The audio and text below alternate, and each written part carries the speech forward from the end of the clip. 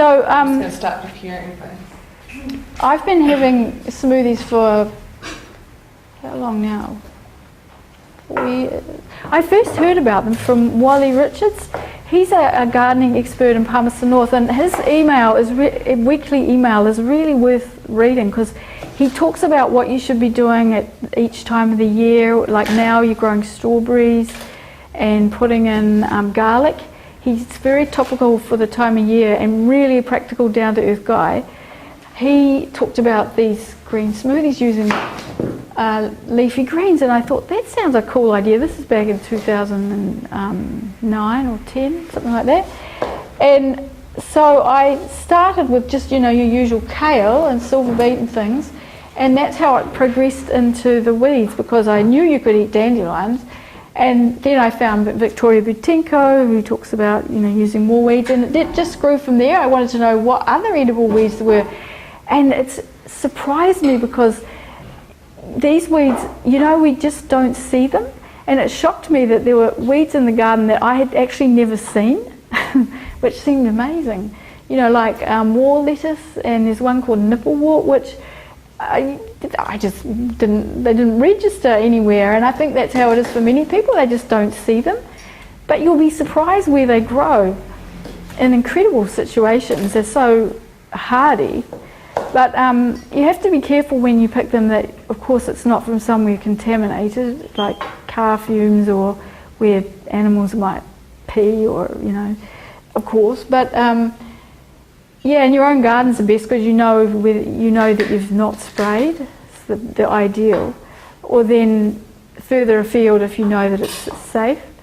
I mean, foraging is starting to be the in thing, and there is even a map, I think, on Transition Tauranga where you can see fruit trees that are in the community that are listed as being in public land that you can pick. I think that's just amazing. So, what track was I on? Oh yeah, my diet. So, you could go off on so many tangents. So I was going along fine and having like 1 litre to 2 litres of smoothie every day for 4 years. I've been doing this. It's only in the last couple of weeks that I haven't, because I'm on this new diet. But all up till that time, I felt fantastic, and I've tried only being raw, which I got too thin, and then I hadn't, got on to cook food again, but still vegetarian. And then I've had these joint issues. So my system, still have the autoimmune disease, but it's managed, and it's no trouble at all. Except that I know that I still have inflammation, so I'm always on the lookout for improving my health, or what can I do differently, or how can I improve that or change that. So I thought, well, if I've got inflammation, then it just happened that I found out that can be from what you eat. And I heard about this GAPS diet, which is gut and psychology syndrome, or gut and physiology syndrome, and it is a book written by a Russian doctor who's cured her son of autism, and I actually didn't think that was curable, and it's amazing that you hardly ever hear of that being turned around. So she did that completely through diet, and so it's quite a strict diet in the beginning, like it's in stages, so it's not permanent what I'm doing, luckily. But you have to cut out everything that might be causing inflammation, because the idea is to heal and seal your gut, because she talks about the gut having become permeable, so that particles that are too big have got through and can cause toxicity and your system to react when you have it. She even, like on the list of things, there's even schizophrenia, because she says that those toxins go up to the brain and cause dysfunction in the brain. Now, I think that's absolutely radical, because that could change so many people's lives if they were willing to look at their diet. But so basically, I've just been having broth, soup, and getting back down to very soothing things for your stomach. And has anyone tried GAPS? Does anyone know? You've tried it? Cool. Anyone who knows Teak Kitchen? Teak Kitchen? That's the diet that has fueled her whole blog. Yeah. And a lot of cultured foods, that's right. A lot of, well, just at this stage, sauerkraut juice, which Deb thinks sounds disgusting. But, this is the thing. In our modern day lives, we have not thought about probiotics except yogurt. That's the only thing that's been there all along is yogurt you could have, and they always talked about the lactobacillus and, in that. But in the past, I'm just learning so much through the Western Aid Prize and about how we didn't have fridges, and so people had to preserve their food, which we've lost the art of. And so they'd have a glut of cabbages. Now, what do you do with all those cabbages? You can't, they don't always keep. So they turned them into sauerkraut, and then they ate that for months, and they were having their little dose of probiotics every single day. Now, those probiotics are phenomenally important for combating illness, pathogens, and the bad bacteria that try to take hold. Candida is practically an epidemic at the moment nowadays with all the sugar that we eat and the antibiotics that people take that kill off all the good bacteria. I'll just give you these statistics, which I said last night, which are quite funny. So, the GAP syndrome, 85% of our immune system resides in the gut. 99% of our serotonin is produced in the gut, and that's your feel-good hormone. 90% of the cells in our body are bacteria and fungal. We're only 10% human. I think that's quite cool.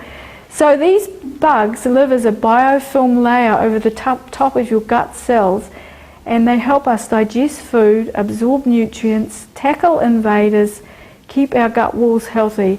So they're our housekeepers. We've not given this side of things any attention, and yet they'll give you drugs. They'll hand out drugs, and where does it end up? In your stomach.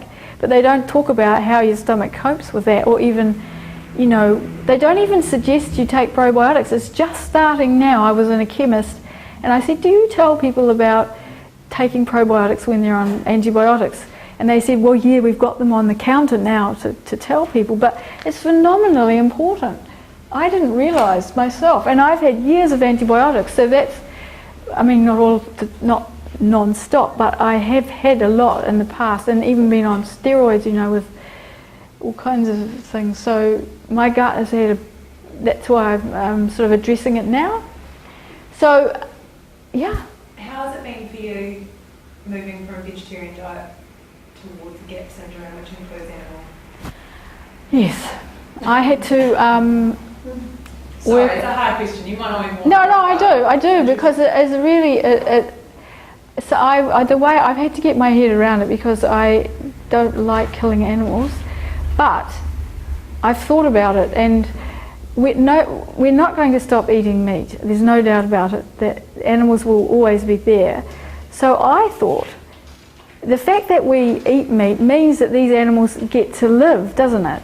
So if they're going to get to live, why not give them a really good life, the best we can, and be as humanely treated as they can?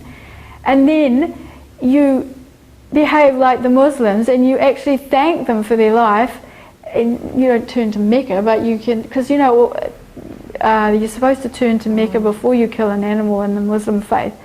But and I think that's actually quite a lovely thing, that you're actually honouring the animal before it's killed and thanking its spirit. And I'm sure that on some level that's okay, that sacrifice is okay, so that we can eat. Because there's some shocking things in that GAPS book that you should see me. I was like, oh my God, my head was going round and round. Because, one thing is that I thought eating plants was the ultimate diet thing there was. And then Natasha Campbell McBride says, well, plants are not really nourishers, they are cleansers. And I went, oh. So that was the first shock. And our stomachs actually have acid in them for digesting protein, and I didn't even know that. Maybe I screened that out. But so we are actually designed to eat protein, I mean, animal protein. And for us to eat plant protein, cellulose is quite hard. It's quite hard for us to digest. That's why we have to break it up in a smoothie, in a blender, or cook it, or ferment it. So fermenting helps break open cell walls. So that's why I'm getting onto the fermenting my weeds.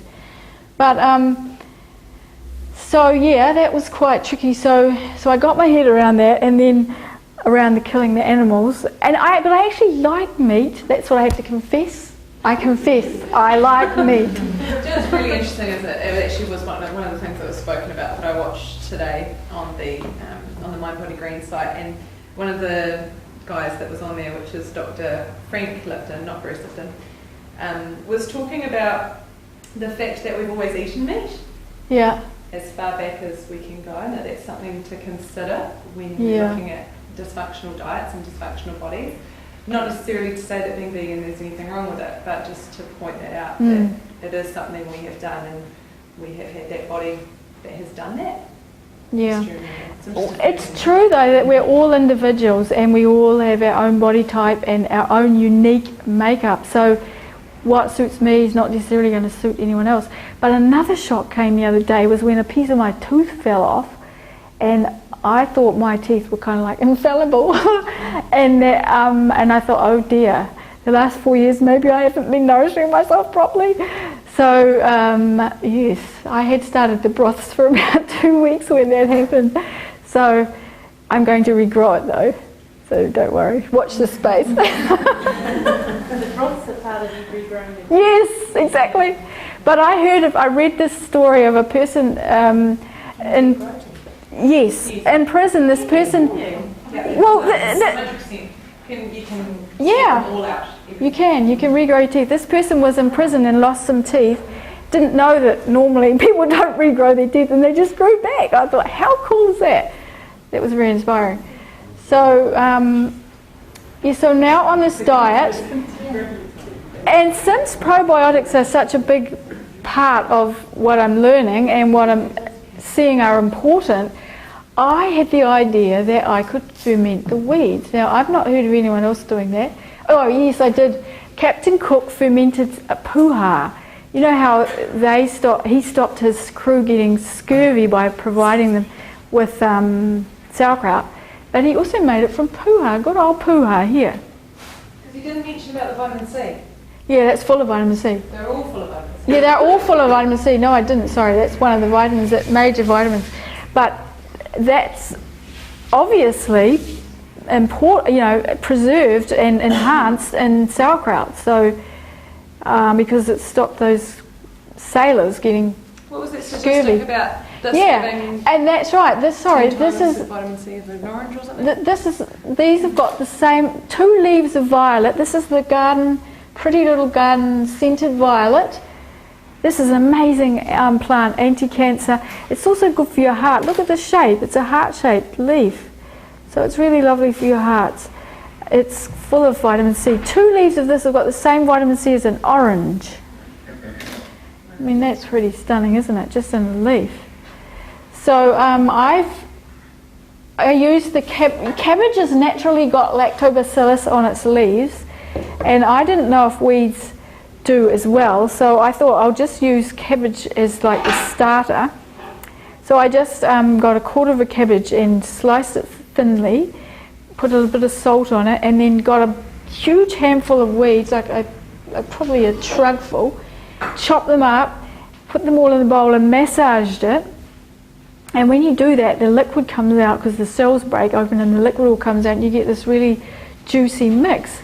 And then I've made this weed sauerkraut, and it actually tastes jolly nice. So we're going to have some in our smoothie. And even though sauerkraut in a smoothie sounds disgusting, the salt actually brings out the flavour. So you'll be pleasantly surprised. It may not be the most delicious smoothie you've ever had, but it'll be the most nutritious. And Kim, we've all had it last night. We've all survived the night, so So,